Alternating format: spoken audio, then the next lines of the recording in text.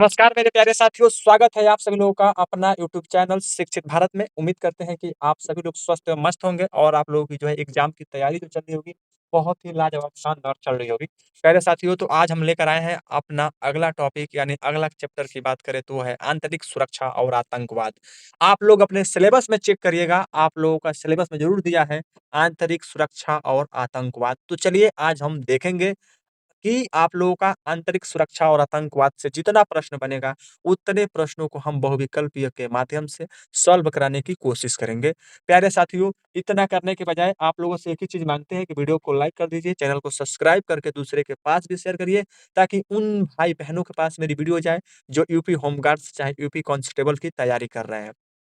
चलिए शुरू करते हैं आज के इस क्लास को। आप लोग कॉपी और पेन लेकर बैठ जाइए तथा एक-एक प्रश्नों को लिखिए और खाली पीरियड में इसका जो है रिवीजन करिएगा।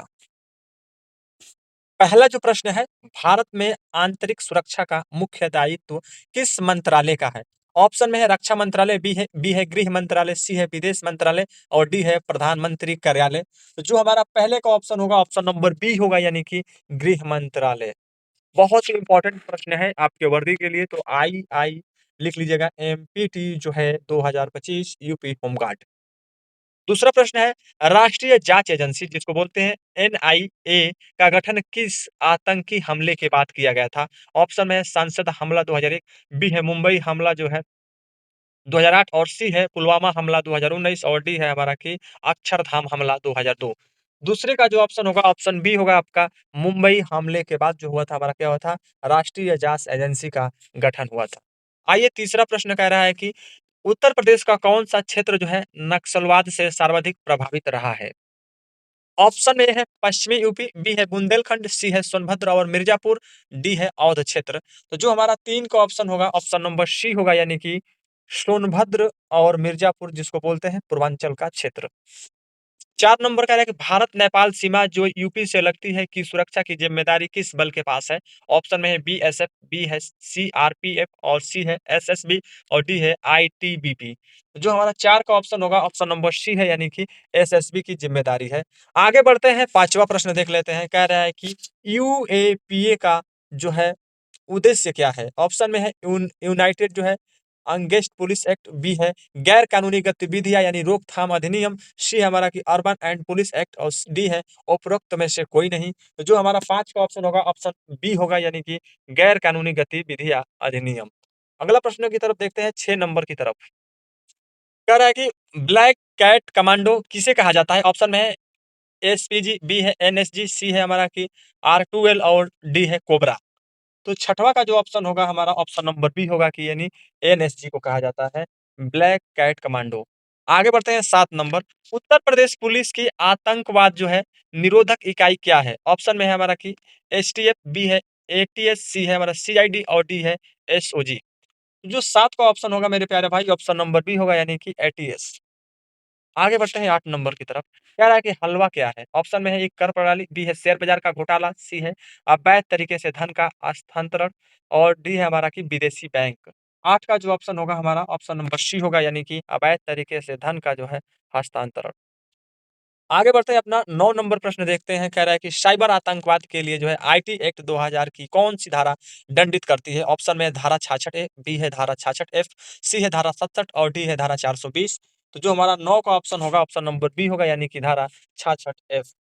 आगे बढ़ते हैं हम लोग 10 नंबर की तरफ। कह रहा है कि भारत की विदेशी खुफिया एजेंसी कौन से? ऑप्शन में है आईबी, बी है सीबीआई, सी हमारा कि आरएडब्ल्यू और डी हमारा एनआईए। तो जो 10 का ऑप्शन होगा, ऑप्शन सी होगा, यानी हमारा आरएडब्ल्यू। चलिए 11 नंबर देखते हैं। कह रहा है कि ऑपरेशन जो है ग्रीन हार्ट का संबंध किससे है? ऑप्शन में है वृक्षारोपण से, बी है नक्सलवाद के खिलाफ कार्रवाई से, सी हमारा जाली नोट पकड़ने से और डी है प्रदूषण नियंत्रण से। 11 का जो ऑप्शन होगा, ऑप्शन नंबर आप लोगों का बी होगा, यानी कि नक्सलवाद के खिलाफ जो है कार्रवाई से। आगे बढ़ते हैं, 12 नंबर कह रहा है कि भारत में आंतरिक खुफिया जानकारी जुटाने का कार्य कौन करता है? ऑप्शन में है आरएडब्ल्यू, बी है आईबी, सी है डीआईए और जो हमारा डी कह रहा है कि मोस्ट। जो हमारा 12 का ऑप्शन होगा, ऑप्शन नंबर बी होगा, यानी कि आईबी की ज़िम्मेदारी है। आगे बढ़ते हैं 13 नंबर राष्ट्रीय सुरक्षा अधिनियम, बात करते हैं एनएसए, जिसे आम भाषा में कहा जाता है रासुका कहते हैं, किस वर्ष बना था? ऑप्शन में ए है 1980, बी है 1990, सी है 1975 और डी है 2000। तो 13 का जो ऑप्शन होगा मेरे प्यारे भाई, ऑप्शन नंबर ए होगा, यानी कि 1980 में।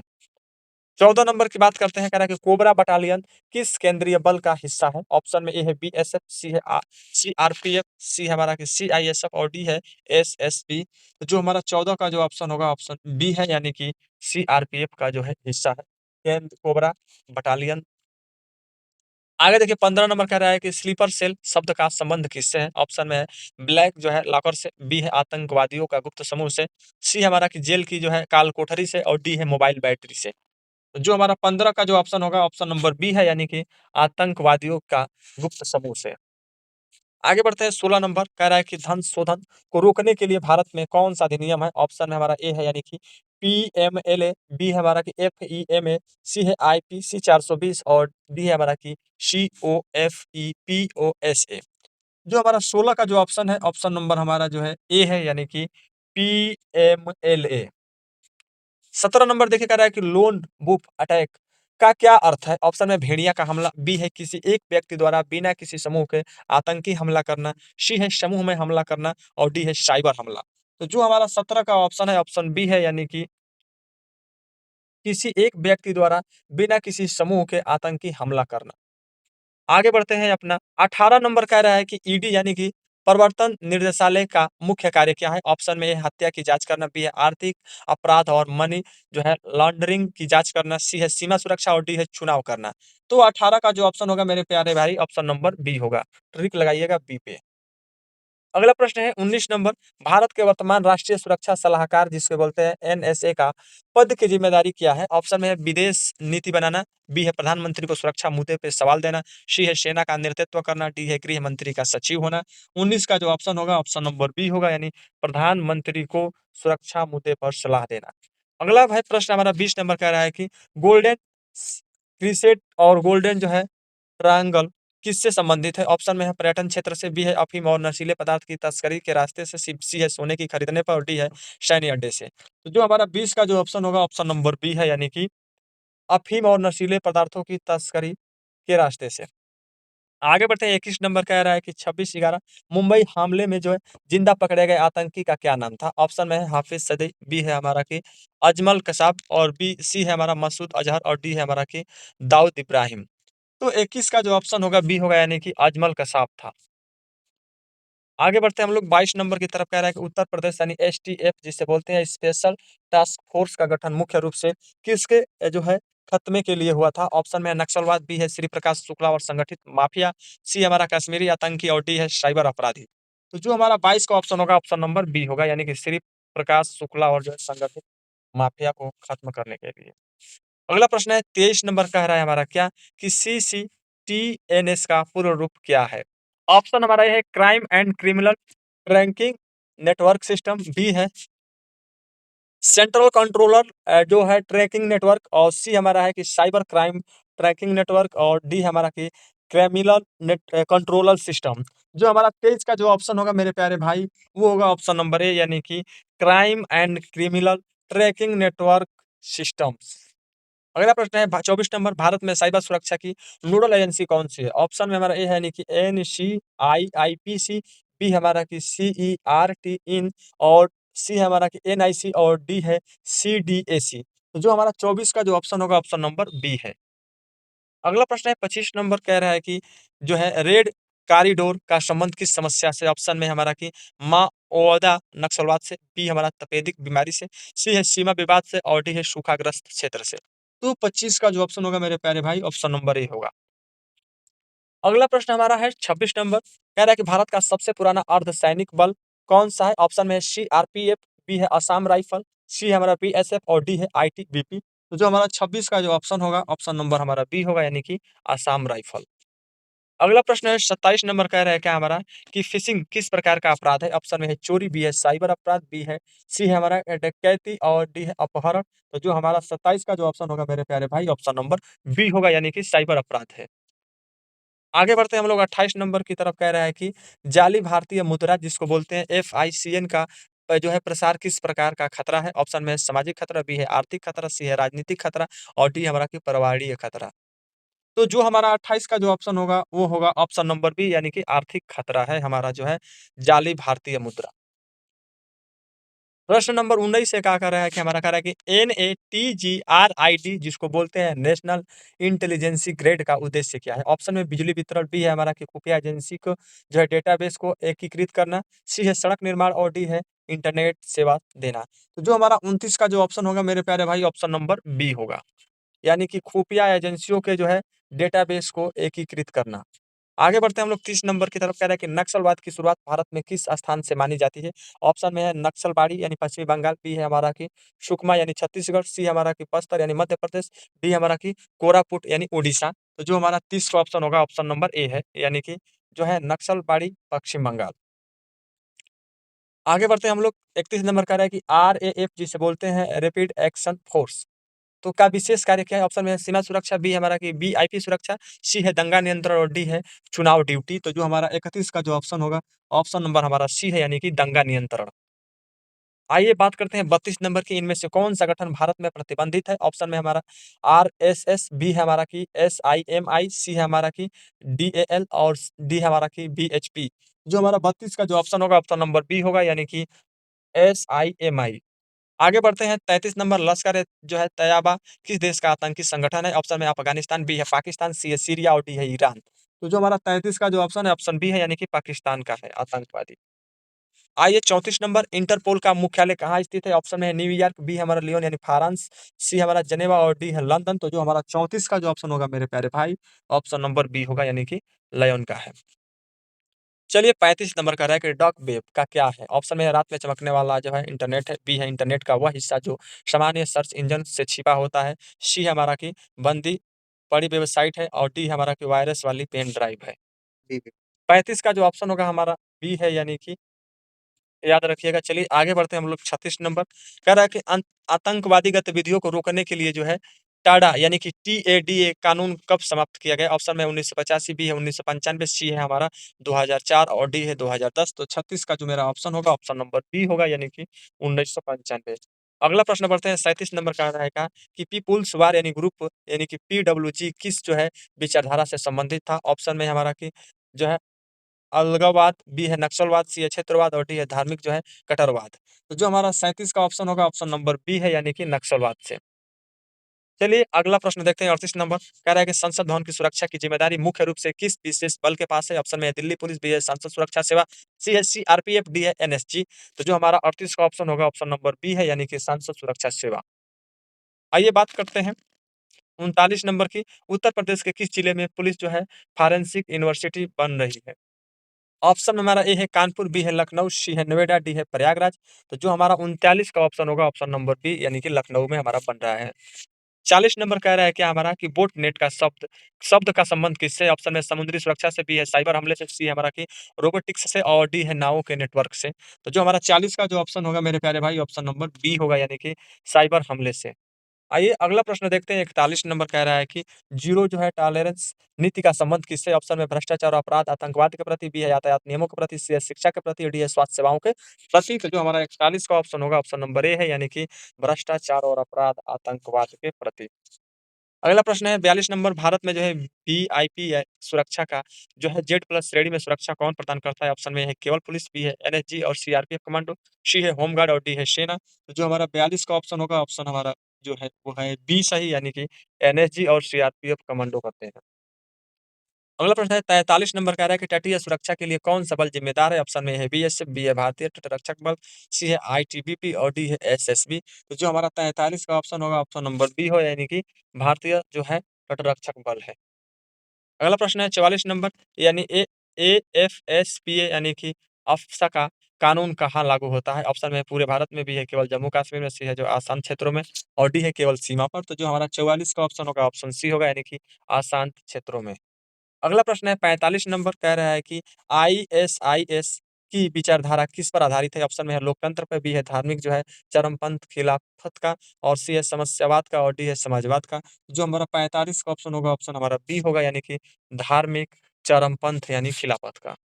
अगला प्रश्न की बात करते हैं हम लोग 46 नंबर कह रहा है कि मुको का कानून किस राज्य का हिस्सा है जिसे अक्सर संगठित अपराध रोकने के लिए उदाहरण माना जाता है? ऑप्शन में है उत्तर प्रदेश, बी है महाराष्ट्र, सी है पंजाब और डी है बिहार। तो जो हमारा 46 का ऑप्शन होगा, वो होगा ऑप्शन नंबर हमारा बी यानी कि महाराष्ट्र। अगला प्रश्न है हमारा प्यारा भाई, 47 नंबर कह रहा है कि लेफ्ट विंग जो है एक्सट्रीम यानी कि पिज्म किसे कहा जाता है? ऑप्शन में है हमारा दक्षिणपंथी समूह को, बी है हमारा कि वामपंथी उग्रवाद को, सी है विदेशी आतंकियों को और डी है साइबर हैंकर्स को। जो हमारा 47 का ऑप्शन होगा, ऑप्शन बी होगा यानी कि वामपंथी उग्रवाद को कहा जाता है।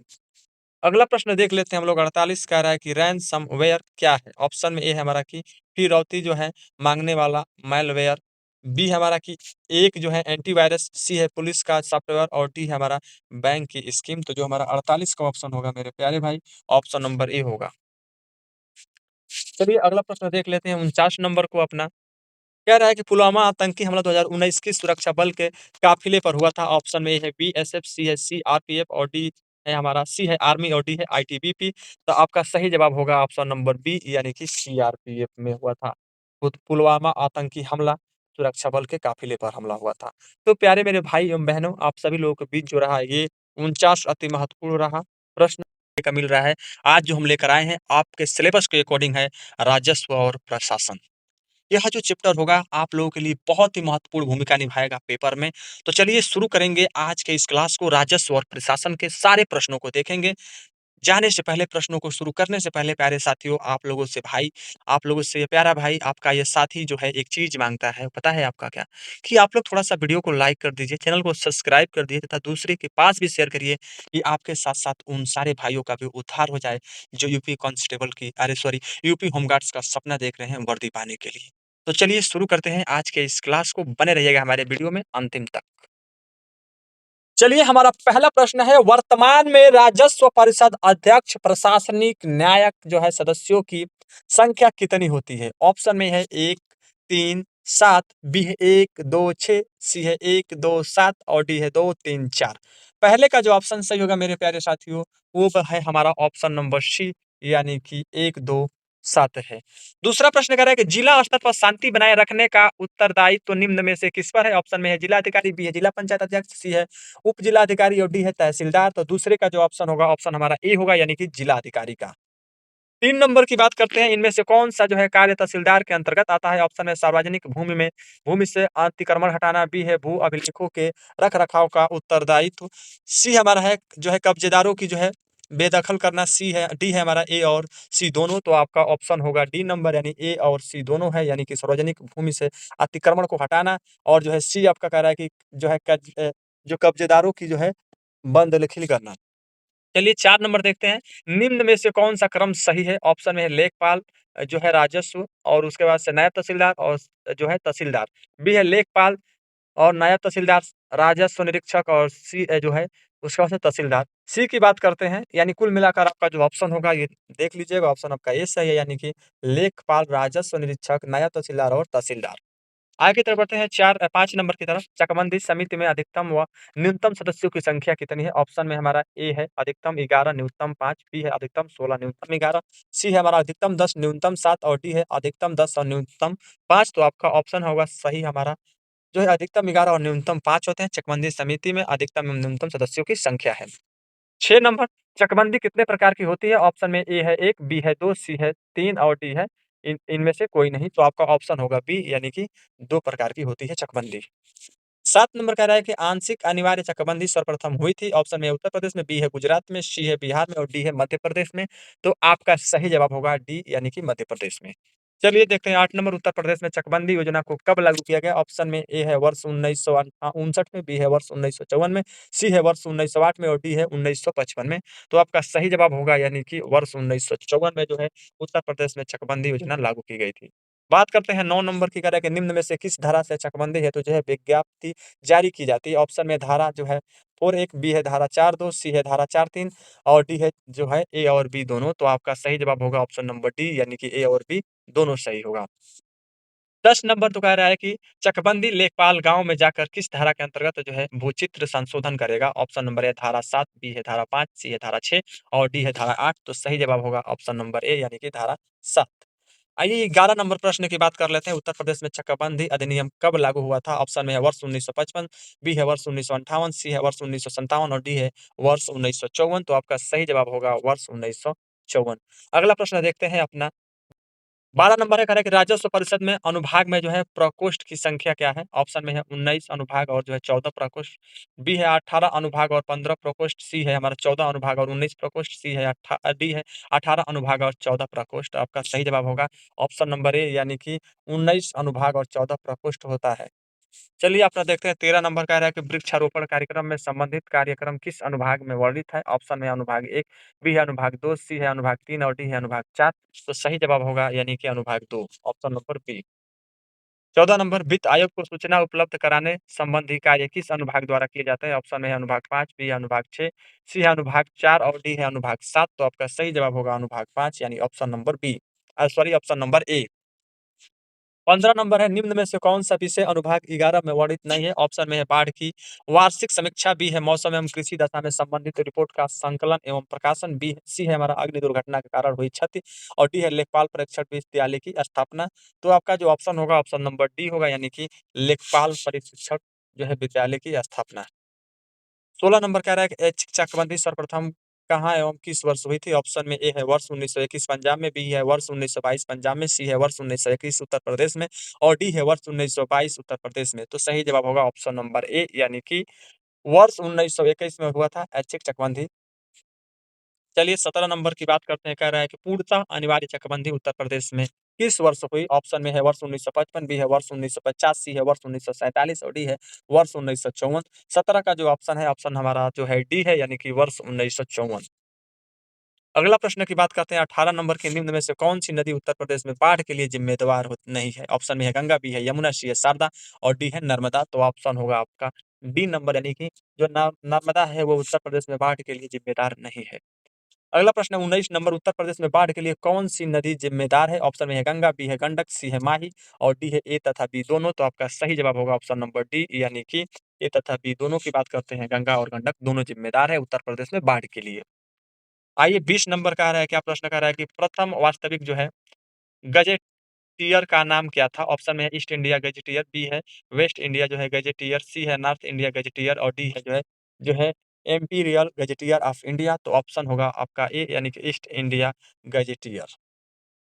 अगला प्रश्न है 21 नंबर, सर्वप्रथम जो है गजेटियर किसने तैयार किया था? ऑप्शन में हमारा कि वाटलर जो है हैमिल्टन, बी है विलियम एंड जो हटर और सी है ए और बी दोनों और डी है इनमें से कोई नहीं। तो सही जवाब होगा ऑप्शन नंबर ए। चलिए अगला प्रश्न देखते हैं। अगला प्रश्न है 22 नंबर, कह रहा है कि गजेटियर का जन्मदाता किसे कहा जाता है? ऑप्शन में हमारा कि वाटलर, हैमिल्टन और बी है विलियम हटर और सी है ए और बी दोनों और डी है इनमें से कोई नहीं। तो सही जवाब होगा हमारा जो है विलियम हटर, जो है गजेटियर का जन्मदाता है। आइए 23 नंबर कह रहा है कि इम्पीरियल जो है गजेटियर ऑफ इंडिया पूर्ण रूप से किस वर्ष तैयार हुआ था? ऑप्शन में 1891, बी है वर्ष 1881, सी वर्ष 1871 और डी है इनमें से कोई नहीं। तो सही ऑप्शन होगा हमारा वर्ष 1881 में। 24 नंबर, सबसे बड़ी प्राकृतिक आपदा है? ऑप्शन ए है बाढ़, बी है सूखा, सी है हमारा कि आगाजनी और डी है भूकंप। तो हमारा जो होगा ऑप्शन ए होगा, यानी कि बाढ़ है। 25 नंबर देखिए, उत्तर प्रदेश में बाढ़ प्रभावित कुल क्षेत्रफल है। ऑप्शन में हमारा ये है 74.08 लाख हेक्टेयर, बी है हमारा 73 पॉइंट जो है 06 लाख हेक्टेयर और सी है 75.06 लाख हेक्टेयर और डी है 78.12 लाख हेक्टेयर। तो आपका सही ऑप्शन जो होगा जो है 73.06 लाख हेक्टेयर जो है उत्तर प्रदेश में बाढ़ प्रभावित जो है कुल क्षेत्रफल है। 26 नंबर, उत्तर प्रदेश जिला जो है गेट टीयर विभाग की स्थापना किस वर्ष हुई? तो ऑप्शन में है वर्ष 1947, बी है वर्ष 1957, सी है वर्ष 1950 और डी है इनमें से कोई नहीं। तो जो ऑप्शन सही होगा ऑप्शन नंबर बी होगा, यानी कि वर्ष 1957 में उत्तर प्रदेश जिला में गेजेटियर विभाग की स्थापना हुई थी। 27 नंबर कह रहा है कि संपूर्ण गजेटियर योजना कब लागू हुई? तो ऑप्शन में है वर्ष 1980 से 1981 के बीच, बी है वर्ष 1990 से 1991 के बीच, सी है वर्ष 1970 से 1971 के बीच और डी है वर्ष 1960 से 1961 के बीच। तो इसका जो ऑप्शन होगा 27 का ऑप्शन ए होगा, यानी कि जो था संपूर्ण गजेटियर योजना जो है 1980 से 1981 वर्ष के बीच में लागू हुआ था। आइए बात करते हैं 28 नंबर की। भारत सरकार पटवारी जो है इन्फॉर्मेशन सिस्टम नामक जो है सॉफ्टवेयर किस वर्ष पारित किया गया? ऑप्शन में है वर्ष 2004, बी है वर्ष 2003, सी है वर्ष 2005 और डी है वर्ष 2006। तो 28 का जो ऑप्शन होगा ऑप्शन सी होगा, यानी कि वर्ष 2005। 29 नंबर देखिए प्रश्न कह रहा है कि खसरा कितने वर्ष बाद जो है नवीनीकृत किया जाता है? ऑप्शन में है ए है 1, बी है 3, सी है 2 और डी है 4। तो ऑप्शन नंबर आपका 1 सही है, सॉरी ये सही होगा, यानी खरसरा जो है 1 वर्षों के बाद जो है नवीनतमकृत किया जाता है। आइए 30 नंबर की बात करते हैं, खतौनी कितने वर्षों बाद जो है नवीनीकृत किया जाता है? ऑप्शन में है 4, बी है 10, सी है 5 और डी है 6। तो जो आपका ऑप्शन होगा ऑप्शन नंबर डी होगा, यानी कि 6। 31 नंबर कह रहा है कि गाँव रजिस्टर किस धारा के तहत जो है कलेक्टर द्वारा तैयार की जाती है? ऑप्शन में है धारा 30, बी है धारा 39, सी है धारा 31 और डी है धारा 32। आपका सही ऑप्शन होगा ऑप्शन नंबर सी, यानी कि धारा 31। 32 नंबर कह रहा है कि गाँव रजिस्टर प्रत्येक कितने वर्षों बाद तैयार की जाती है? ऑप्शन में है 5 वर्ष, बी है 2 वर्ष, सी है 4 वर्ष और डी है 6 वर्ष। तो 32 का जो सही ऑप्शन है ऑप्शन नंबर ए है, यानी कि 5 वर्ष। 33 नंबर कह रहा है कि लेखपाल का उल्लेख किस अधिनियम की धारा में वर्णित है? ऑप्शन जो है हमारा, ए है उत्तर प्रदेश भू राजस्व अधिनियम 1901 की धारा 23 में, बी है उत्तर प्रदेश भू राजस्व अधिनियम 1901 की धारा 32 में, सी है उत्तर प्रदेश भू राजस्व अधिनियम 1902 की धारा 23 में और डी है उपरोक्त में से कोई नहीं। तो आपका सही जो ऑप्शन होगा, यानी कि उत्तर प्रदेश भू राजस्व अधिनियम 1901 की जो है धारा 23 में वर्णित है। अगला प्रश्न की बात करते हैं, 34 नंबर, पटवारी शब्द सर्वप्रथम किसने प्रयोग किया? ऑप्शन में शेरशाह सूरी, बी है अकबर, सी है हुमायूं और सी डी है शाहजहां। तो सही ऑप्शन जो होगा हमारा ऑप्शन नंबर ए होगा, यानी कि शेरशाह सूरी जो था पटवारी शब्द का सर्वप्रथम प्रयोग किया था। चलिए 35 नंबर, कृषि वर्ष कब होता है? ऑप्शन में है 1 अप्रैल से 30 मार्च तक, बी है 1 मार्च से 28 यानी 29 फरवरी तक, सी है 1 जुलाई से 30 जून तक और डी है 1 जून से 31 मई तक। तो ऑप्शन नंबर सी होगा हमारा, यानी कि 1 जुलाई से 30 जून तक जो होता है कृषि वर्ष होता है।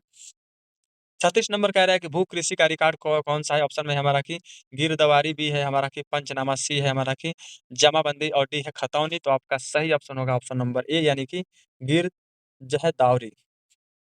अगला प्रश्न 37 नंबर कह रहा है कि एक बिस्वा का 1 बीघा से क्या अनुपात है? ऑप्शन में है आधा, बी है 1/4, सी है 1/10 और डी है 1 बिस्वा। 37 का जो ऑप्शन सही होगा ऑप्शन हमारा डी होगा, यानी कि 1 बिस्वा। अगला प्रश्न है हमारा 38 नंबर कह रहा है कि 1 एकड़ की जो है कितने वर्ग गज के बराबर होता है? ऑप्शन में है 4840, बी है 2025, सी है हमारा 4425 और डी है 3025। तो आपका ऑप्शन होगा हमारा ए, यानी कि 4840 1 एकड़ वर्ग के बराबर होता है। 39 कह रहा है कि 1 ग्राम में ग्राम के वर्डों से चुने हुए कितने सदस्य होते हैं, जिन्हें जो है पंच कहा जाता है? ऑप्शन में है 5 से 20, बी है 7 से 17, सी है 10 से 20 और डी है 5 से 9। तो आपका सही जवाब होगा ऑप्शन नंबर बी, यानी कि 7 से 17। आइए आगे बढ़ते हैं, 40 नंबर कह रहा है जो है खसरा और खतौनी कौन तैयार करता है? ऑप्शन में तहसीलदार, बी है उप विभागीय मजिस्ट्रेट यानी जिसको बोलते हैं एसडीएम और सी है राजस्व लेखपाल और डी है पटवारी। तो आपका सही जवाब होगा ऑप्शन नंबर डी, यानी कि पटवारी तैयार करता है। 41 नंबर की बात कर लेते हैं, कह रहा है कि इस प्रदेश में प्रचलित धरातल की माप में कौन-सा सही नहीं है? ऑप्शन में है कि हमारा कि जो है 20 कंचवासी बराबर होता है 1 जो है विश्वांसी, बी होता है हमारा, कह रहा है कि 20 विश्वांसी बराबर 10 विश्वास, सी है हमारा 20 बिस्सा बराबर 1 बीघा और डी है 1 बीघा बराबर पा 55 गुणे 55 वर्ग गज। तो आपका सही जवाब होगा, यानी कि जो ऑप्शन नंबर बी, यानी कि जो होता है 20 विश्वासी बराबर होता है 10 बिस्वा। यही हमारा सुमेलित नहीं है, यही हमारा गलत है। अगला प्रश्न 42 नंबर की बात करते हैं, निम्नलिखित में से कौन ग्रामीण क्षेत्र का जो है जमीनी कर्ता धरता है? ऑप्शन में है कानगो, बी है लेखपाल, सी है नायब तहसीलदार और डी है तहसीलदार। तो आपका सही जवाब होगा ऑप्शन नंबर बी, यानी कि लेखपाल है। सबको का जो है अगला चैप्टर होगा उत्तर प्रदेश के प्राकृतिक संसाधन। इससे पहले जो है आपके सिलेबस के अकॉर्डिंग जो है लगभग 10 चैप्टरों को खत्म कर दिए हैं। अब जो है अगला चैप्टर लेकर आए हैं वो है उत्तर प्रदेश के प्राकृतिक संसाधन। आप लोगों को जो है इस चैप्टर से, इस विषय से जो है एग्ज़ाम में 1 से 2 अंक आप लोगों को ज़रूर मिलेगा। तो चलिए शुरू करेंगे आज के इस क्लास को। शुरू करने से पहले वीडियो को लाइक कर दीजिए, चैनल को सब्सक्राइब करके थोड़ा दूसरे के पास भी शेयर करिए। यही हमारा मोटिवेशन है, यही हमसे ये सब आप लोग यदि करते हैं तो हम मोटिवेट होते हैं बस। चलिए शुरू कर रहे हैं आज के इस क्लास को। पहला मेरा प्रश्न है, उत्तर प्रदेश में सबसे अधिक पाई जाने वाली मिट्टी कौन-सी है? ऑप्शन में है जलोढ़ मिट्टी, बी है काली मिट्टी, सी है लाल मिट्टी और डी है हमारा लैटेराइट मिट्टी। तो जो पहले का ऑप्शन होगा, यानी ऑप्शन नंबर हमारा जो होगा वो होगा हमारा ए होगा, यानी कि जलोढ़ मिट्टी। अगला प्रश्न की बात करते हैं दूसरा, उत्तर प्रदेश में जलोढ़ मिट्टी मुख्य रूप से कहाँ पाई जाती है? ऑप्शन में है गंगा, यमुना या दोआब क्षेत्रों में, बी है बुंदेलखंड क्षेत्र में, सी है तराई क्षेत्र में और डी है हमारा कि विंध्या क्षेत्र में। दूसरे का यदि ऑप्शन सही होगा तो हमारा ऑप्शन नंबर ए होगा, यानी कि आपका गंगा, यमुना, दोआब क्षेत्रों में पाई जाती है। आइए 3 नंबर देखते हैं, उत्तर प्रदेश का सबसे ऊँचा पठारी भाग कौन-सा है? ऑप्शन में है तराई, बी है हमारा कि जो है भाबर और सी है मिर्ज़ापुर पठार और डी है रोहिलखंड मैदान। 3 का जो ऑप्शन होगा ऑप्शन नंबर सी होगा हमारा मिर्ज़ापुर पठार। 4 नंबर देखिए, कह रहा है कि उत्तर प्रदेश में बॉक्साइट मुख्यतः कहाँ पाया जाता है? ऑप्शन में है बांदा, बी है सोनभद्र, सी है मिर्ज़ापुर और डी है चित्रकूट। 4 का जो ऑप्शन ए होगा हमारा बांदा में पाया जाता है। अगला प्रश्न 5वां है, उत्तर प्रदेश में कोयला भंडार मुख्यतः किस जिले में स्थित है? ऑप्शन में है सोनभद्र, बी है मिर्जापुर, सी है चंदौली और डी है उपरोक्त में से सभी। तो जो हमारा 5 होगा, 5 का ऑप्शन हमारा ए सही होगा, यानी कि सोनभद्र में उत्तर प्रदेश में कोयला भंडार स्थित है। 6वां प्रश्न, उत्तर प्रदेश का सबसे बड़ा प्राकृतिक वन क्षेत्र किस जिले में है? ऑप्शन में लखीमपुर खीरी, बी है सोनभद्र, सी है हमारा पीलीभीत और डी है बहराइच। तो जो हमारा 6 का ऑप्शन होगा, ऑप्शन नंबर बी है, यानी कि सोनभद्र में। अगला प्रश्न 7वां है, कह रहा है कि जो है दूधी यानी सोनभद्र में पाया जाने वाला खनिज है। ऑप्शन में है हमारा सिलिका सेट, बी है चूना पत्थर, सी है कोयला और डी है सभी। तो जो हमारा 7 का ऑप्शन होगा मेरे प्यारे भाई, ऑप्शन नंबर डी होगा, यानी कि सभी है। अगला प्रश्न है 8वां, उत्तर प्रदेश में सबसे अधिक वन क्षेत्र प्रतिशत किस जिले में है? ऑप्शन है सोनभद्र, बी है लखीमपुर खीरी, सी है हमारा पीलीभीत और डी है चंदौली।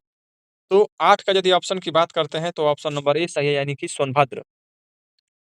अगला प्रश्न है 9 नंबर, उत्तर प्रदेश में सागवान के वन मुख्यतः कहाँ पाए जाते हैं? ऑप्शन में है तराई क्षेत्रों में, बी है दक्षिणी पठारी क्षेत्र में, सी है हमारा गांधी मैदान और डी है रोहिलखंड। 9 का जो ऑप्शन होगा, ऑप्शन नंबर बी होगा, यानी कि दक्षिणी पठारी क्षेत्रों में। आइए बात करते हैं 10 नंबर, उत्तर प्रदेश में कह रहा है कि डोलोमाइट का सबसे बड़ा भंडारण किस जिले में है? ऑप्शन में ए है सोनभद्र, बी है मिर्जापुर, सी है देवरिया और डी है हमारा बांदा। 10 का जो ऑप्शन होगा, ऑप्शन नंबर आपका ए सही होगा, यानी कि सोनभद्र में। 11 नंबर की बात करते हैं, उत्तर प्रदेश में पाए जाने वाले मुख्यतः खनिजों में से कौन सा नहीं है? ऑप्शन में है तांबा, बी है कोयला, सी है बॉक्साइट और डी है चूना पत्थर। तो जो हमारा 11 का ऑप्शन है, ऑप्शन ए है, यानी कि तांबा। 12 नंबर, उत्तर प्रदेश में सबसे अधिक चूना जो है पत्थर किस जिले में पाया जाता है? ऑप्शन में है सोनभद्र, बी है मिर्जापुर, सी है देवरिया और डी है हमारा की जो है कायमगंज। तो जो 12 का ऑप्शन होगा, ऑप्शन नंबर ए है, यानी कि सोनभद्र में पाया जाता है सबसे ज्यादा। आइए 13 नंबर देखते हैं, उत्तर प्रदेश में यानी कि पीलीभीत टाइगर रिजर्व मुख्यतः रूप से किसके लिए प्रसिद्ध है? ऑप्शन में है बाघ के लिए, बी है हाथी के लिए, सी है शेर के लिए और डी है चीता के लिए। तो जो हमारा 13 का ऑप्शन होगा मेरे प्यारे भाई, ऑप्शन नंबर ए होगा, यानी कि बाघ के लिए। बात करते हैं 14 नंबर, उत्तर प्रदेश में सबसे अधिक वर्षा वाला क्षेत्र कौन सा है? ऑप्शन में है तराई क्षेत्र, बी है पश्चिमी मैदान, सी है बुंदेलखंड और डी है हमारा विंध्या क्षेत्र। तो जो हमारा होगा 14 का ऑप्शन मेरे प्यारे भाई, ऑप्शन आपका ए सही होगा, यानी कि तराई का क्षेत्र। अगला प्रश्न है 15 नंबर, उत्तर प्रदेश में सबसे कम वर्षा वाला क्षेत्र है। ऑप्शन में है मथुरा एवं आगरा, बी है तराई, सी है पूर्वांचल और डी है रोहिलखंड। तो ऑप्शन आपका होगा ए, यानी कि मथुरा और जो आगरा है सबसे कम वर्षा वाला क्षेत्र है। 16 नंबर, उत्तर प्रदेश में गंगा नदी का सबसे लंबा प्रवाह किस जिले में है? ऑप्शन में प्रयागराज, बी है गाजीपुर, सी है बलिया और डी है मिर्जापुर। तो 16 का जो ऑप्शन होगा वो होगा ऑप्शन नंबर बी, यानी कि गाजीपुर में। 17 नंबर क्या कह रहा है कि उत्तर प्रदेश में सबसे अधिक जो है सिंचाई गंगा नहर प्रणाली से होती है। यह नहर कहाँ से निकलती है? ऑप्शन में हरिद्वार, बी है हमारा की नरोरा, सी है हमारा भोपा और डी है बिजनौर। तो जो 17 का ऑप्शन होगा मेरे प्यारे भाई, ऑप्शन आपका ए होगा, यानी कि हरिद्वार से निकलती है। आइए 18 नंबर देख लेते हैं, उत्तर प्रदेश में सबसे बड़ी सिंचाई परियोजना कौन सी है? ऑप्शन में हमारा शारदा सागर, बी है रिहंद बांध और सी है हमारा की मध्य गंगा नहर और डी है पूर्वी यमुना नहर। तो जो हमारा 18 का ऑप्शन होगा वो होगा ऑप्शन नंबर ए, यानी कि शारदा सागर। 19 नंबर कह रहा है कि रिहंद बांध जिसको बोलते हैं गोविंद बल्लभ पंत सागर किस नदी पर बना है? ऑप्शन में है रिहंद, बी है सोन, सी है घाघरा और डी है राप्ती। तो जो हमारा 19 का ऑप्शन होगा, ऑप्शन नंबर ए है, यानी कि रिहंद पर। 20वां प्रश्न कह रहा है कि उत्तर प्रदेश का सबसे बड़ा जलाशय यानी झील कौन सा है? ऑप्शन में है गोविंद बल्लभ पंत सागर, बी हमारा की राम गंगा झील, सी हमारा की केवटिया झील और डी है हमारा की बरुआ सागर। तो 20 का जो ऑप्शन होगा वो होगा हमारा ऑप्शन नंबर ए, यानी कि गोविंद बल्लभ पंत सागर। अगला प्रश्न है मेरे प्यारे भाई 21 नंबर, उत्तर प्रदेश में सबसे अधिक जंगल तराई क्षेत्र में है। यह क्षेत्र मुख्यतः किसके लिए प्रसिद्ध है? तो ऑप्शन में है साल वृक्ष, बी है सागवान, सी है शीशम और डी है बांस। तो आपका सही जवाब होगा ऑप्शन नंबर है, यानी कि साल वृक्ष के लिए। आइए 22 नंबर देख लेते हैं, उत्तर प्रदेश में सिल्का सेड का सबसे बड़ा भंडारण कहाँ है? ऑप्शन में है प्रयागराज, बी है कौशाम्बी, सी है फतेहपुर और डी है सभी। तो जो हमारा 22 का ऑप्शन होगा, ऑप्शन नंबर हमारा ए होगा, यानी कि प्रयागराज में। बात कर लेते हैं 23 नंबर, उत्तर प्रदेश में जो है पायराइट मुख्यतः कहाँ पाया जाता है? ऑप्शन में है सोनभद्र, बी है मिर्जापुर, सी है चंदौली और डी है बांदा। तो जो हमारा 23 का ऑप्शन होगा आपका ऑप्शन नंबर ए होगा, यानी कि सोनभद्र में पाया जाता है पायराइट। अगला प्रश्न है 24 नंबर, उत्तर प्रदेश में आंधी नामक खनिज किस जिले में पाया जाता है? ऑप्शन में हमारा ए है, यानी सोनभद्र, बी है चित्रकूट, सी है हमीरपुर और डी है जालौन। तो जो हमारा 24 का ऑप्शन होगा, ऑप्शन हमारा डी होगा, यानी कि जालौन में पाया जाता है।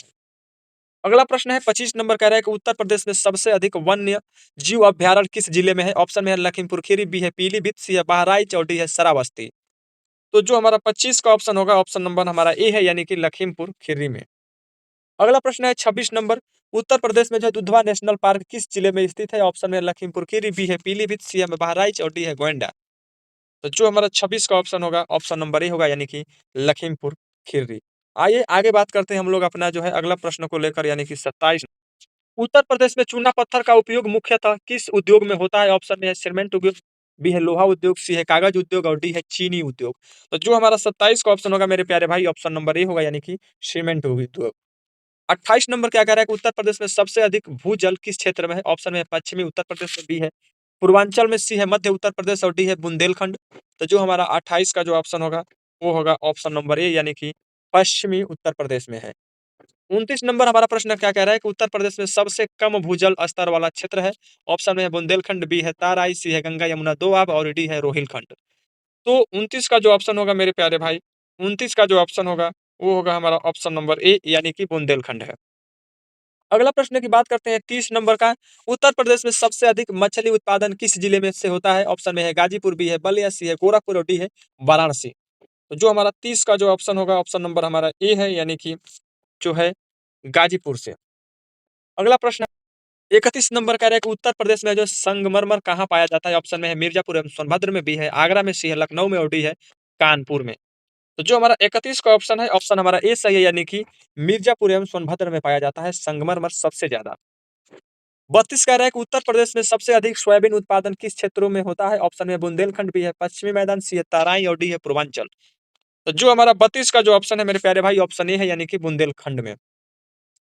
अगला प्रश्न 33 कह रहा है कि उत्तर प्रदेश में सबसे अधिक गेहूं उत्पादन किस मिट्टी में होता है? ऑप्शन में जालोट, बी है लाल, सी है हमारा बलुई और डी है काली। तो 33 का जो ऑप्शन सही होगा, ऑप्शन नंबर हमारा ए सही है, यानी कि जलोढ़ मिट्टी में। अगला प्रश्न है 34 नंबर, उत्तर प्रदेश में सबसे अधिक वर्षा किस जिले में होता है? ऑप्शन में है बहराइच, बी है श्रावस्ती, सी है गोरखपुर और डी है बस्ती। तो जो हमारा 34 का जो ऑप्शन है वो है ऑप्शन नंबर सी, यानी कि गोरखपुर में। अगला प्रश्न है 35 नंबर, उत्तर प्रदेश में सबसे अधिक जो है खारी मिट्टी कहाँ पाई जाती है? ऑप्शन में जलौढ़ यानी मैनपुरी इटावा क्षेत्रों में, बी है ताराई में, सी है बुंदेलखंड में और डी है हमारा की विंध्या क्षेत्रों में। तो 35 की यदि बात करें ऑप्शन का, तो ऑप्शन हमारा ए सही है, यानी कि अलीगढ़ मैनपुरी इटावा क्षेत्र में। आइए 36 नंबर देख लेते हैं, उत्तर प्रदेश में सबसे अधिक जो है भूकंप प्रभावित क्षेत्र कौन सा है? ऑप्शन में है तराई, हिमालय की तलहटी, बी है गंगे मैदान, सी है बुंदेलखंड और डी है रोहिलखंड। तो जो हमारा 36 होगा वो होगा ऑप्शन नंबर ए, यानी कि तराई हिमालय की जो है तलहटी में। अगला प्रश्न है 37 नंबर कह रहा है कि उत्तर प्रदेश में सबसे अधिक जो है मैंगनीज कहाँ पाया जाता है? ऑप्शन में है मोहबा में, बी है बांदा में, सी है चित्रकूट और डी है ललितपुर। तो जो हमारा 37 का ऑप्शन होगा, ऑप्शन डी है, यानी कि ललितपुर में। आइए अगला प्रश्न बात करते हैं 38 नंबर कह रहा है कि उत्तर प्रदेश में है डायस्पोर खनिज मुख्यतः कहाँ मिलता है? ऑप्शन में है हमीरपुर, बी है मोहबा और डी है सी है जालौन और डी है बांदा। तो जो हमारा 38 का ऑप्शन है, 38 का ऑप्शन की यदि बात करते हैं तो ऑप्शन नंबर बी है, यानी कि मोहबा।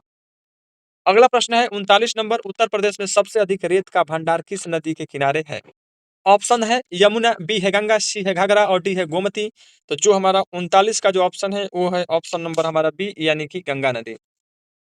अगला प्रश्न है हमारा 40 नंबर, उत्तर प्रदेश में सबसे अधिक प्राकृतिक झरने कहाँ है? ऑप्शन है मिर्जापुर यानी चुनार क्षेत्र में, बी है चित्रकूट, सी है लखनऊ और डी है सोनभद्र।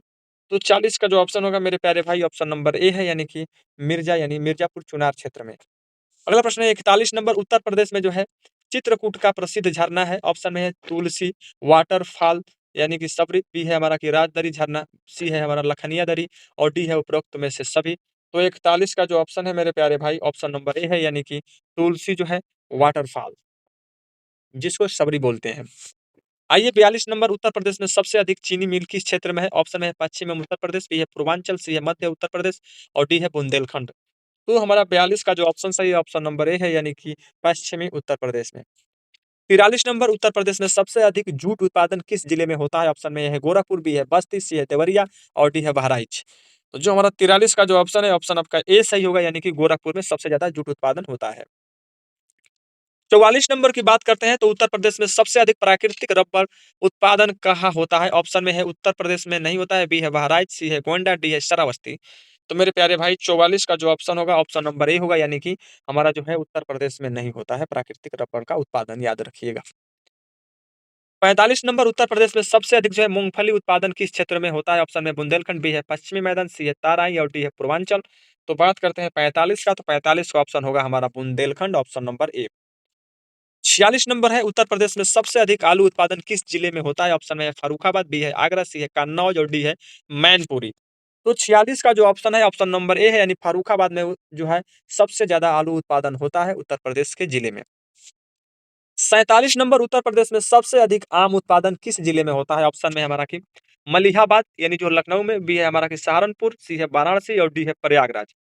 तो 47 का ऑप्शन होगा ऑप्शन नंबर ए, यानी कि मलिहाबाद में। आइए 48 नंबर देख लेते हैं, उत्तर प्रदेश में सबसे अधिक अमरूद उत्पादन किस जिले में होता है? ऑप्शन में है प्रयागराज, बी है कौशाम्बी, सी है फतेहपुर और डी है सभी। तो जो हमारा 48 की ऑप्शन होता है मेरे प्यारे भाई, ऑप्शन नंबर ए है, यानी कि प्रयागराज में। 49 नंबर, उत्तर प्रदेश में सबसे अधिक जो है मेथा उत्पादन किस क्षेत्र में होता है? ऑप्शन में ए है हमारा कि रामपुर, बरेली, मुरादाबाद क्षेत्र में, बी है ताराई में, सी है बुंदेलखंड में, डी है पूर्वांचल में। तो 49 का जो ऑप्शन होगा, ऑप्शन हमारा ए सही है, यानी कि रामपुर, बरेली, मुरादाबाद क्षेत्र में।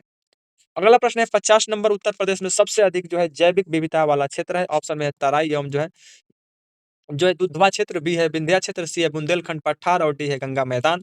तो 50 का जो ऑप्शन होगा, ऑप्शन नंबर ए सही होगा आपका, तराई एवं दुधवा क्षेत्र। तो मेरे प्यारे भाई, मेरे प्यारी बहनें, आप सभी लोगों के बीच जो रहा ये 50 अति महत्वपूर्ण प्रश्न रहा आपके उत्तर प्रदेश के प्राकृतिक संसाधन से। उम्मीद करते हैं कि एक एक प्रश्न आप सभी लोगों को समझ में आया होगा। तो आप इस वीडियो को इतना शेयर करिए कि सभी के पास पहुंचे। और देखिए, जो शिक्षित भारत है आप सभी लोगों के बीच लगातार मेहनत कर रहा है, लगातार सिलेबस ले आ रहा है, लगातार प्रैक्टिस सेट कर रहा है, ताकि आप लोगों का कहीं से भी एक भी नंबर ना छूटे। तो ऐसे वीडियो देखने के लिए चैनल को सब्सक्राइब करके जो है वीडियो को लाइक कर दीजिएगा, शेयर कर दीजिएगा, ताकि वीडियो का नोटिफिकेशन आप लोगों के पास सबसे पहले पहुंचे। चलिए, अब तक के लिए आप सभी लोगों को बहुत बहुत धन्यवाद। आज जो आपका सिलेबस के अकॉर्डिंग दिया गया है, देखिएगा, चेक करिएगा कि उत्तर प्रदेश में शिक्षा और प्रणाली के बारे में आज बात करेंगे। बहुत ही लाजवाब शानदार प्रश्न होने वाला है उत्तर प्रदेश के शिक्षा और प्रणाली से। लगभग आपका 31 प्रश्न देखने को मिलेगा शिक्षा और प्रणाली से। उम्मीद करते हैं कि आपको एक एक प्रश्न समझ में आएगा। यदि समझ में आए तो कमेंट में यस, नहीं आए तो नो लिखने का आप लोग कोशिश करिएगा। मेरे प्यारे साथियों, थोड़ा सा आप लोग लाइक कर दीजिएगा, शेयर कर दीजिएगा, चैनल को सब्सक्राइब कर दीजिएगा, जिससे हमारा मोटिवेशन बना रहेगा। चलिए, ज़्यादा समय न लेते हैं, शुरू करते हैं आज के अपने इस क्लास को। पहला प्रश्न है, उत्तर प्रदेश में सबसे पुराना विश्वविद्यालय कौन सा है? ऑप्शन में है बनारस हिंदू विश्वविद्यालय, बी है इलाहाबाद विश्वविद्यालय, सी है लखनऊ विश्वविद्यालय और डी है अलीगढ़ मुस्लिम विश्वविद्यालय। तो एक का जो ऑप्शन होगा, ऑप्शन नंबर आप सभी लोगों का बी होगा, यानी आपका है इलाहाबाद विश्वविद्यालय जो है सबसे पुराना विश्वविद्यालय है। तीसरा नंबर देखिए, बनारस हिंदू विश्वविद्यालय यानी BHU की स्थापना किसने की?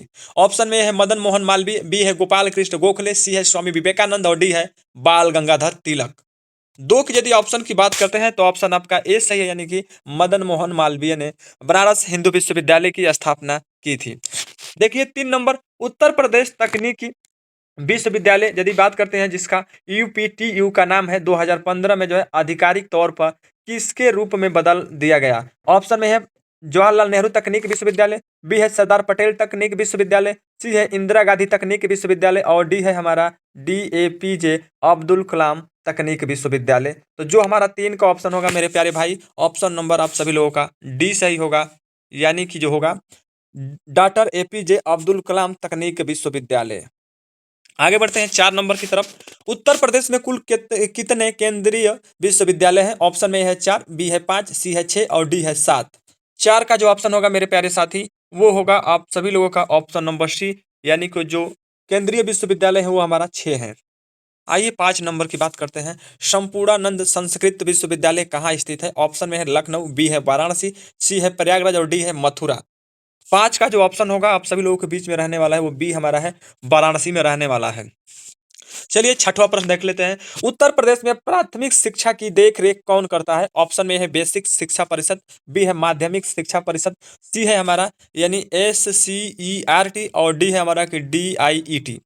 6 का जो ऑप्शन होगा मेरे प्यारे भाई, ऑप्शन नंबर ए है हमारा, यानी बेसिक शिक्षा परिषद करता है उत्तर प्रदेश में प्राथमिक विद्यालयों की देखरेख।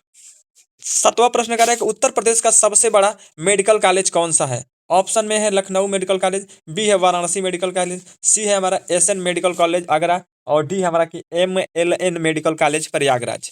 7 का जो ऑप्शन होगा, ऑप्शन नंबर ए होगा, यानी आपका जो है सबसे बड़ा उत्तर प्रदेश में मेडिकल कॉलेज की बात करें तो वो है KGMU यानी कि लखनऊ में स्थित है। आइए 8वां प्रश्न देखते हैं। ऑपरेशन यानी कि कायाकल्प किससे संबंधित है? ऑप्शन में है स्वास्थ्य से, बी है बेसिक स्कूलों का जो है संद्रीकरण से, सी है उच्च शिक्षा से और डी है तकनीकी शिक्षा से। 8 का जो ऑप्शन सही होगा मेरे प्यारे भाई, ऑप्शन नंबर बी होगा, यानी बेसिक स्कूलों का जो है सौंदर्यकरण से।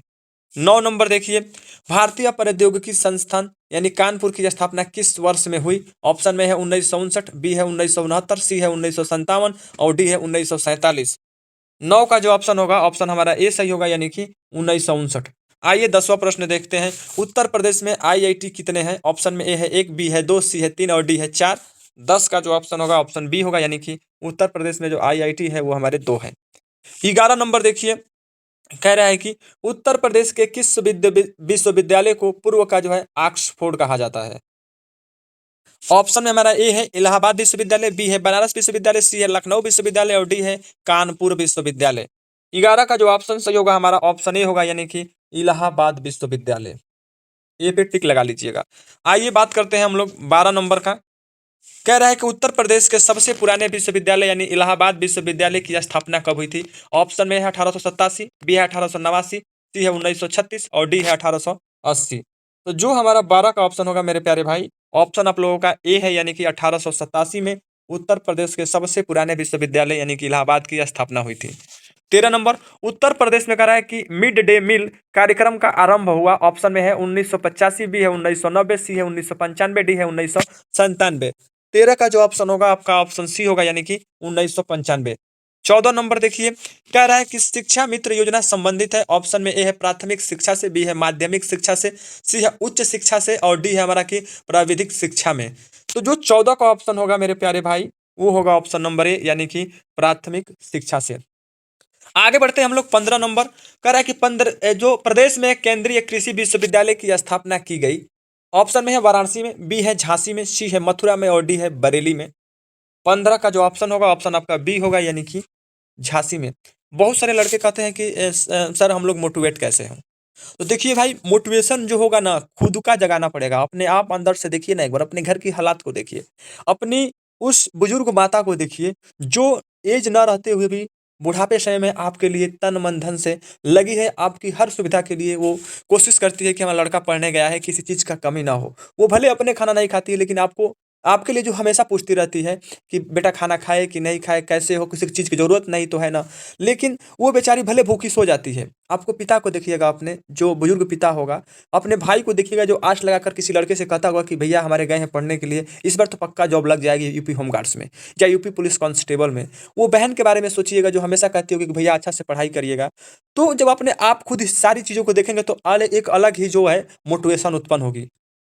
तो मोटिवेशन खुद से उत्पन्न करिए, किसी की वीडियो देखने से मोटिवेशन नहीं आती है। जब अपने आप घर की हालात देखेंगे, अपने जो है छोटे एवं जो बड़े आस लगाकर बैठे हैं उनकी हालात को देखेंगे, तो एक अंदर ही उत्साह पैदा होगा। और जब अपने अंदर उत्साह पैदा होता है ना मेरे मेरे भाई, तो एक अलग ही ऊर्जा निकलती है। तो उस ऊर्जा के साथ पढ़ाई करिए, अपने सपने के लिए, अपने वर्दी के लिए, अपने माँ बाप के अरमानों के लिए। जब पढ़ाई करेंगे तो मैं निश्चित तौर पे कहता हूँ कि आप सभी लोगों का जो है जॉब पक्का है कि लगेगा, ये मेरा दिल कहता है। चलिए देखते हैं 16 नंबर। कह रहा है क्या हमारा कि कन्हैया लाल जो है मणिक लाल केंद्रीय हिंदी संस्था जो है स्थित है कहाँ पे? ऑप्शन में है आगरा में, बी है बरेली में, सी है गोरखपुर में और डी है मेरठ में। 16 का जो ऑप्शन होगा मेरे प्यारे भाई, ऑप्शन आप लोगों का ए सही होगा, आगरा में है। 17 नंबर की बात करते हैं। कह रहा है कि निम्नलिखित में से कौन राज्य विश्वविद्यालय है? ऑप्शन में है हमारा कि BHU वाराणसी, सी है बी है इलाहाबाद विश्वविद्यालय, सी है डॉक्टर भीम आराम अम्बेडकर विश्वविद्यालय यानी लखनऊ और हमारा डी है डॉक्टर राम मनोहर लोहिया राष्ट्रीय जो है विधि विश्वविद्यालय लखनऊ। तो जो हमारा 17 का ऑप्शन होगा आपका डी होगा। डी पे टिक लगा लीजिएगा। एक एक प्रश्न आपके वर्दी के लिए महत्वपूर्ण साबित होने वाला है। देखिए, आप लोग वो प्रश्न पढ़िए जो आपके पेपर के अकॉर्डिंग हो, क्योंकि बहुत सारे लोग पेपर बना रहे हैं, बहुत सारे लोग वीडियो भी अपलोड कर रहे हैं, लेकिन आप कितना पढ़ेंगे? आप कितना पढ़ सकते हैं? जीके जीएस का कोई लिमिटेशन नहीं है। तो पहले अपने सिलेबस के अकॉर्डिंग पढ़िए ना, उसके बाद से सेट लगाइए। और हमारे चैनल पे है भाई कि आप लोगों को सिलेबस वाइज पढ़ा भी दिया जा रहा है, उसके बाद से आप लोगों को प्रेस्टिज सेट डेली मिलता है 100 नंबर का, उसमें आप लोग प्रेस्टिज सेट लगाइए। चलिए 18 नंबर की बात करते हैं। कानपुर में स्थित कृषि विश्वविद्यालय का नाम निम्न में से किस स्वतंत्रता सेनानी के नाम पर रखा गया है? ऑप्शन में है चंद्रशेखर आजाद, बी है महात्मा गांधी, सी है लाल बहादुर शास्त्री और डी है मंगल पांडे। 18 की यदि ऑप्शन की बात करें तो आपका ऑप्शन ए सही होगा, यानी कि चंद्रशेखर आजाद।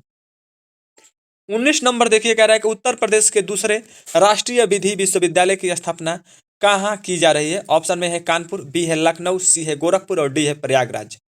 19 का जो ऑप्शन सही होगा आपका डी सही होगा, यानी कि प्रयागराज में। अगला प्रश्न हमारा 20 नंबर है, कह रहा है कि महात्मा गांधी काशी विद्यापीठ की स्थापना शिव प्रसाद गुप्ता और जो है भगवान दास ने किस वर्ष में की थी? ऑप्शन में है 1922, बी है 1919, सी है 1921 और डी है 1920। तो जो हमारे 20 का ऑप्शन सही होगा मेरे प्यारे भाई, वो होगा हमारा ऑप्शन नंबर ए सही होगा, यानी कि 1922 में। आगे बढ़ते हैं हम लोग, अपना देखते हैं 21वां प्रश्न कह रहा है कि प्रथम विकलांग विश्वविद्यालय स्थापित किया गया है। ऑप्शन में है लखनऊ में, बी है चित्रकूट में, सी है कानपुर में और डी है बांदा में। तो 21 का जो ऑप्शन सही होगा, ऑप्शन नंबर हमारा बी सही है, यानी कि चित्रकूट में स्थापित किया गया है विकलांग विश्वविद्यालय। आगे की तरफ 22 नंबर देखते हैं। उत्तर प्रदेश में उर्दू प्रशिक्षण एवं अनुसंधान केंद्र अवस्थित है कहाँ पे? ऑप्शन में है बाराबंकी, बी है बरेली, सी है लखनऊ और डी है रामपुर। तो जो हमारा 22 का ऑप्शन होगा वो होगा ऑप्शन नंबर सी, यानी कि लखनऊ में स्थित है। आगे बढ़ते हैं हम लोग 23 नंबर की तरफ, कह रहा है कि निम्न में से किस विश्वविद्यालय की स्थापना 1916 में हुई थी? ऑप्शन में है हमारा प्रयागराज विश्वविद्यालय, बी है बनारस हिंदू विश्वविद्यालय, सी है अलीगढ़ मुस्लिम विश्वविद्यालय और डी है मेरठ विश्वविद्यालय। 23 का जो ऑप्शन होगा ऑप्शन बी होगा, यानी कि बनारस हिंदू विश्वविद्यालय। बनारस हिंदू विश्वविद्यालय। आगे की तरफ बढ़ते हैं हम लोग 24 नंबर। काशी विद्यापीठ के संस्थापक थे। ऑप्शन में है कह रहा है हमारा कि जो है पंडित मदन मोहन मालवीय, बी है आचार्य नरेंद्र देव, सी है हमारा बाबू श्री प्रसाद गुप्त और डी है महात्मा गांधी। तो जो हमारा 24 का ऑप्शन होगा मेरे प्यारे भाई, 24 का जो ऑप्शन होगा वो होगा ऑप्शन नंबर सी, यानी कि बाबू शिव प्रसाद गुप्त जी। आगे बढ़ते हम लोग 25 नंबर की तरफ। उत्तर प्रदेश उर्दू अकादमी की स्थापना कब की गई? ऑप्शन में है 1965, बी है 1968, सी है 1970, डी है 1972। जो हमारा 25 का ऑप्शन सही होगा वो होगा ऑप्शन नंबर डी, यानी कि 1972 में। आगे बढ़ते हैं 26 नंबर की तरफ। बनारस में केंद्रीय हिंदू कॉलेज जो बाद में बनारस हिंदू विश्वविद्यालय के केंद्र बिंदु के रूप में सामने आया, की स्थापना किसने की थी? ऑप्शन में है स्वामी दयानंद, बी है एनी बेसेंट, सी है बाल गंगाधर तिलक और डी है मदन मोहन मालवीय। तो जो हमारा 26 का ऑप्शन सही होगा मेरे प्यारे भाई, ऑप्शन नंबर बी होगा, यानी कि एनी बेसेंट। अगला प्रश्न है 27 नंबर, कह रहा है कि उत्तर प्रदेश में निम्नलिखित में से किस जिले में साक्षरता दर सबसे कम है? ऑप्शन में हमारा ये है बुलंदशहर, बी है श्रावस्ती, सी है कुशीनगर, डी है उन्नाव। तो जो हमारा 27 का ऑप्शन होगा मेरे प्यारे भाई, ऑप्शन नंबर बी होगा, यानी कि श्रावस्ती में। अगला प्रश्न की बात करते हैं 28 नंबर की। उत्तर प्रदेश में प्रारंभिक शिक्षा हेतु स्कूल चलो अभियान कब शुरू हुआ? ऑप्शन में है 2000, बी है 1999, सी है 2003 और डी है 2002। तो जो हमारा 28 का ऑप्शन होगा ऑप्शन नंबर डी है हमारा, यानी कि 2002 में। अगला प्रश्न है 29 नंबर। निम्नलिखित में से किसने 1875 में अलीगढ़ मुस्लिम विश्वविद्यालय की स्थापना की थी? ऑप्शन में है आगा खान, बी है हमारा कि नवाब सलीमुल्लाह और डी हमारा सैयद अहमद खान और डी है मोहम्मद इकबाल। तो जो हमारा 29 का ऑप्शन होगा वो होगा ऑप्शन नंबर सी, यानी कि जो है सैयद अहमद खान। अगला प्रश्न है 30 नंबर, कह रहा है कि केंद्रीय विश्वविद्यालय बाबा साहब भीमराव अम्बेडकर विश्वविद्यालय यानी विद्या बिहार किस शहर में स्थित है? ऑप्शन में है आगरा में, बी है कानपुर में, सी है वाराणसी में और डी है लखनऊ में। तो जो हमारा 30 का ऑप्शन होगा वो होगा ऑप्शन नंबर डी, यानी कि लखनऊ में स्थित है। तो मेरे प्यारे भाई एवं बहन लोग, आप सभी लोगों के बीच जो रहा ये 30 अति महत्वपूर्ण प्रश्न रहा आपके उत्तर प्रदेश शिक्षा प्रणाली से। उम्मीद करते हैं कि एक एक प्रश्न आप लोग ध्यान से देखे होंगे और समझे होंगे तथा अपने कॉपी पे लिखे होंगे। मेरे प्यारे भाई देखिए, हर एक प्रश्नों को आप लोग कॉपी पे जरूर लिखिए, क्योंकि जब तक आप लोग लिखेंगे नहीं तब तक आसानी से याद नहीं हो पाएगा। और मैं ये जानता हूँ कि अपने हाथ से लिखा हुआ जो चीज़ होता है वो बहुत जल्दी याद होता है। तो आप लोग एक एक प्रश्नों को आप लोग अपने कॉपी पे लिखिए और जो है खाली समय में पढ़ने की कोशिश करिए, क्योंकि वर्दी जो है इस बार शपथ ले लीजिए, इस बार कसम खा लीजिए, इस बार ठान लीजिए कि हमें लेना है तो लेना है। अपने माता पिता के सपनों को पूरा करना है। इस उम्मीद में, इस ताकत में, इस जोश के साथ पढ़ाई करिए कि इस बार तो हमें एक अपना वर्दी लेना है तो लेना है। चलिए, जय हिंद, जय भारत।